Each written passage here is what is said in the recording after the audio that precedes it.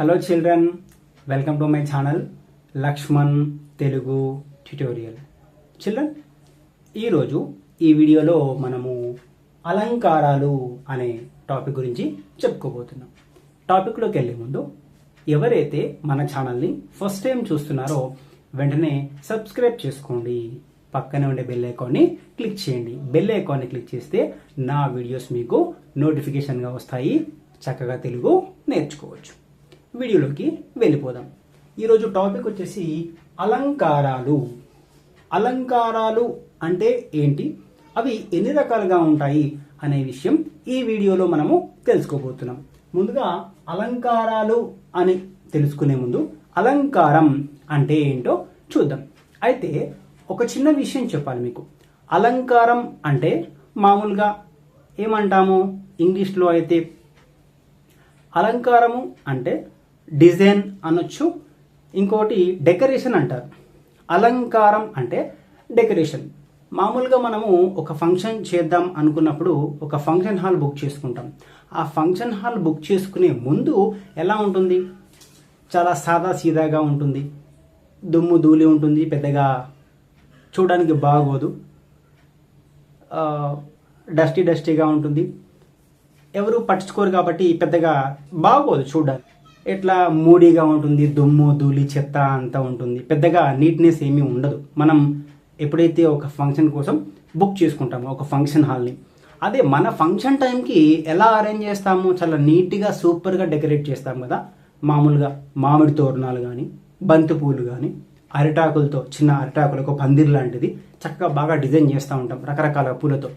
So function hall ముందు అంటే మనం ఫంక్షన్ చేయక ముందు ఎలా ఉంది, తర్వాత ఎలా ఉంది, అక్కడ ఏం జరిగింది అంటే ఫంక్షన్ హాల్కి డెకరేషన్ చేసాం. సో డెకరేషన్ అంటే అలంకారము అని అర్థం. సో అలంకారం అనేది అందాన్ని తెస్తుంది. ఇది అలంకారం అంటే. అయితే వ్యాకరణ పరిభాషలో అలంకరించున్నది అలంకారము అని అంటాం.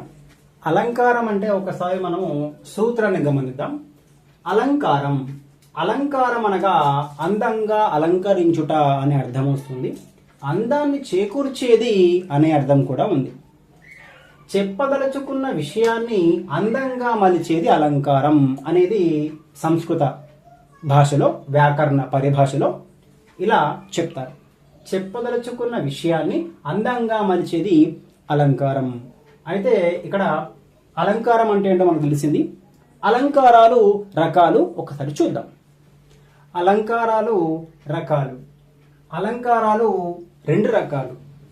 ఒకటి శబ్దాలంకారం, రెండవది అర్థాలంకారం.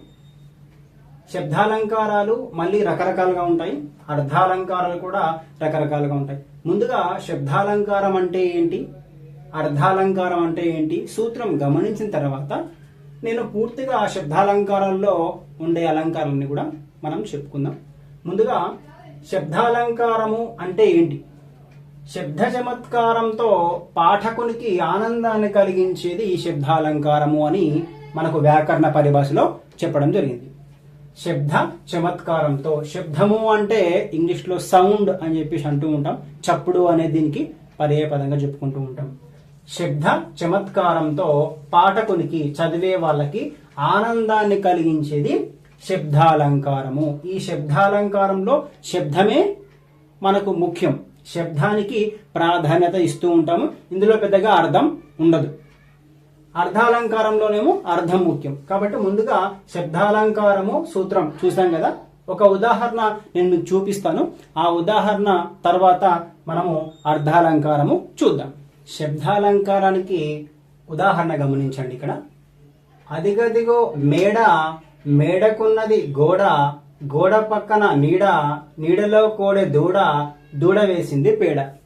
ఇది శబ్దాలంకారానికి ఉదాహరణ. చదవగానే మనం కొంచెం నవ్వుతాం, ఎందుకంటే ప్రాస అలాగే ఉంది. అదిగదిగో మేడ, మేడకున్నది గోడ, గోడ పక్కన నీడ, నీడలో కోడె దూడ, దూడ వేసింది పేడ. మీరు గమనిస్తే ఈ ఉదాహరణలో మామూలుగా దీన్ని ఒక కవితగా తీసుకుంటే శబ్దం మీరు గమనించవచ్చు. మేడ, గోడ, నీడ, దూడ, పేడ, డా డా డా డా అనేది మనం ఇక్కడ గీత గీసినాం. సో ఇది శబ్దాలంకారానికి ఉదాహరణ. వినగానే ఏమనిపిస్తుంది? ఒక సౌండ్, ఒక రిథం, ఒక ప్రాస వస్తుంది కదా, అందుకే దీన్ని శబ్దాలంకారము అని అన్నాం. ఇది శబ్దాలంకారానికి ఉదాహరణ. శబ్దాలంకారాలు రకాలు ఒకసారి గమనిద్దాం. శబ్దాలంకారాలు మొత్తం ఎన్ని రకాలు, అవి ఏవి ఒకసారి చూసేద్దాం. శబ్దాలంకారాలు రకాలు. శబ్దాలంకారాలు మొత్తం 6 రకాలుగా ఉంటాయి. 1 అంత్యానుప్రాస అలంకారము, 2 వృత్యానుప్రాస అలంకారము, 3 ఛేకానుప్రాస అలంకారము, 4 ముక్త పదగ్రస్త అలంకారము, 5 యమకము, 6 లాటానుప్రాస అలంకారం. ఇవి శబ్దాలంకారానికి సంబంధించిన అలంకారాలు. మళ్ళీ ఇవి తర్వాత ఒకటి వేరువేరుగా వివరించడం జరుగుతుంది. ఇవి శబ్దాలంకారాలు సూత్రం రకాలు. ఇప్పుడు అర్ధాలంకారాలు సూత్రం రకాలు గమనిద్దాం. తర్వాత అర్ధాలంకారం. అర్ధాలంకారము అంటే అర్థాన్ని కలిగి ఉండేదని చెప్పుకున్నాము. ఒకసారి సూత్రం గమనించండి. అర్ధ చమత్కారంతో పాఠకునికి ఆనందాన్ని కలిగించేది అర్ధాలంకారం. అర్ధ చమత్కారంతో పాఠకునికి ఆనందాన్ని కలిగించేది అర్ధాలంకారము. పాఠకునికి, చదివే వాళ్ళకి ఆనందాన్ని కలిగిస్తుంది అర్ధ అలంకారము, అర్ధాలంకారం. అంటే ఈ అలంకారంలో అర్థం ప్రాధాన్యతంగా ఉంటుంది. అర్థానికి ఎక్కువగా మనము ప్రాధాన్యత ఇస్తూ ఉంటాము. శబ్దాలంకారంలో శబ్దానికి అని చెప్పుకున్నాము. అర్ధాలంకారంలో అర్థానికి ప్రాధాన్యత ఎక్కువగా ఉంటుంది. అర్ధాలంకారానికి ఒక ఉదాహరణ గమనిద్దాం. మొదటిది, ఆమె ముఖం అందంగా ఉంది. రెండవది, ఆమె ముఖం చంద్రబింబం లాగా అందంగా ఉంది. ఇక్కడ మొదటి ఉదాహరణలో ఆమె ముఖము అందంగా ఉంది అంటుండు, అంటే ఒక అమ్మాయి యొక్క ముఖము అందంగా ఉంది అన్నాడు. రెండవ దాంట్లో ఆమె ముఖం చంద్రబింబం లాగా అందంగా ఉంది. ఇక్కడ ఆ అమ్మాయి యొక్క ముఖాన్ని ఎవరితో పోలుస్తున్నారు అంటే చంద్రబింబము, చంద్రుని యొక్క బింబము, రూపము. చంద్రుడు ఎంత అందంగా ఉంటాడో అంత అందంగా ఆ అమ్మాయి ఉంటుంది అనే అర్థంలో చెప్తూ ఉన్నాడు. మామూలుగా అర్ధాలంకారంలో దీన్ని ఉపమాలంకారంలో ఉదాహరణగా చూపిస్తారు. ఇది అర్ధాలంకారము సూత్రము ఉదాహరణ. అర్ధాలంకారాలు రకాలు ఒకసారి గమనిద్దాం. అర్ధాలంకారాలు రకాలు. అర్ధాలంకారాలు మొత్తము 6 రకాలుగా ఉంటాయి. 1 ఉపమాలంకారము, 2 ఉత్ప్రేక్ష అలంకారము, 3 రూపక అలంకారం, 4 స్వభావోక్తి అలంకారం, 5 అతిశయోక్తి అలంకారము, 6 శ్లేషాలంకారం. ఇవి అర్ధాలంకారంలో మొత్తం 6 రకాలుగా ఉంటాయి. ఈ వీడియోలో మనము అలంకారం యొక్క సూత్రము, అలంకారాలు మొత్తం ఎన్ని రకాలు, 2 రకాలు, 1 శబ్దాలంకారము, 2 అర్ధాలంకారము, శబ్దాలంకారం సూత్రము, శబ్దాలంకారాలు మొత్తము ఎన్ని రకాలు, 6 రకాలని చెప్పుకున్నాం. అర్ధాలంకారము సూత్రము ఉదాహరణ కూడా తెలుసుకోవడం జరిగింది. అర్ధాలంకారాలు కూడా మొత్తం 6 రకాలుగా ఉంటాయని చెప్పుకోవడం జరిగింది. ఈ వీడియోలో అలంకారాలు బేసిక్స్ మనం చెప్పుకోవడం జరిగింది. అంటే మామూలుగా అలంకారం డెఫినేషన్, అవి ఎన్ని రకాలుగా ఉంటాయి.